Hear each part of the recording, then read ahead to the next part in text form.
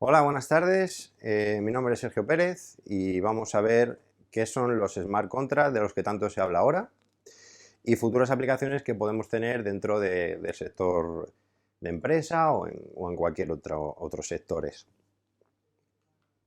Antes de meternos a hablar de qué son los smart contracts, vamos a hacer un pequeño repaso con las ideas más clave de qué es la tecnología blockchain, posibles usos de las tecnologías, antes de meternos a hablar de smart contracts porque están bastante ligados.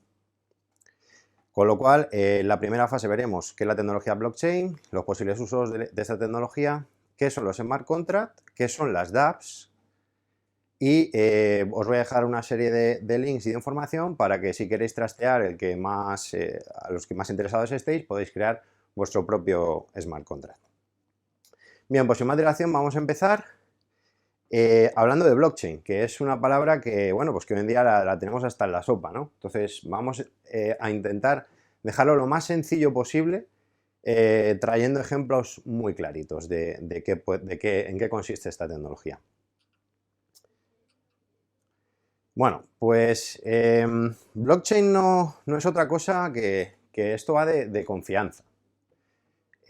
Antiguamente, si yo quería, pongamos el ejemplo, el de siempre, el del dinero, hacer un ingreso a una persona a la cual yo no confiaba porque no tenía una relación con ella, no nadie de mi familia ni nadie de mi entorno, necesitaba de un tercero, que generalmente es un banco, para que me otorgara ese servicio y me diera esa confianza. Esto era antes de blockchain. ¿Qué ocurre con blockchain? Pues bueno, con blockchain yo puedo descentralizar esa confianza. Es decir, esto va de confianza, pero también va de descentralizar esa confianza. Mediante la tecnología blockchain yo puedo dar ese mismo dinero a esa misma persona sin necesidad de un intermediario y teniendo la misma o más confianza que poniendo a ese tercero en el lugar del banco, ¿no? Entonces, simplemente quería poner esta diapositiva para que quedara claro que al final blockchain lo que es una tecnología que lo que permite es otorgarnos la confianza y descentralizarla para poder, hemos puesto el ejemplo del dinero, pero hay muchísimas más cosas que se pueden hacer. Y vamos a ver más ejemplos.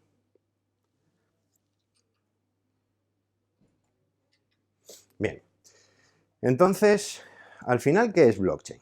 Pues bueno, la gente generalmente solo nos llega por los medios, yo estoy harto de verlo, nos llega solo el pico del iceberg, es decir, solo se habla de criptomonedas, de Bitcoin, de este tipo de cosas, de burbujas, de tal, pero realmente, ¿qué es blockchain? ¿Qué hay detrás de esa tecnología? ¿Es una criptomoneda? Efectivamente lo es. También es una infraestructura informática, es una plataforma de transacciones, puesto que se compra y se vende, es una base de datos donde podemos guardar cosas, es una base de datos descentralizada, es decir, no tiene un nodo central el cual domina una empresa, sino que está descentralizado. Es un libro mayor donde apuntar estos asientos de la plataforma de transacciones o ciertos movimientos. Es una plataforma de desarrollo, es decir, quiero decir con esto que se pueden desarrollar aplicaciones sobre blockchain, que esto es muy importante porque esto va a ser, el futuro de esto es prometedor. Es un software de código abierto, es decir, es código abierto, llámese, por ejemplo, si los que conocéis Linux, es un software de código abierto. Es un mercado de servicios financieros.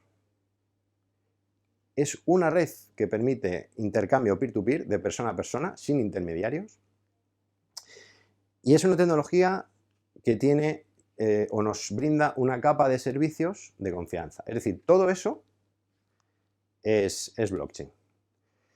Y de momento, hasta aquí puedo leer. Veremos en un futuro qué nos depara. Pero todo esto ahora mismo es blockchain. No es solo una criptomoneda, no es solo una base de datos descentralizada, sino que todo esto ahora mismo sería blockchain. Entonces, haciendo un poco recapitulación de dónde venimos y a dónde vamos. Hemos vivido en el pasado, no hace tanto, donde vivíamos de una manera totalmente centralizada. Es decir, por deciros un ejemplo, si a ti te gustaba leer prensa, pues ibas a leer al Wall Street Journal, que era un periódico que estaba en un servidor, el cual te daba las noticias y tú las consumías. Hemos pasado de crear así la información a que a través de redes sociales como Facebook, Twitter, etcétera, etcétera, el propio usuario genere esa información poniendo la disponibilidad de terceros en las redes. Pues bien, el futuro o presente es un futuro distribuido. Es un futuro en el que todos los participantes de esta red tienen la misma información. Ninguno, en el caso de Facebook, el usuario hace el contenido, pero es Facebook quien lo tiene.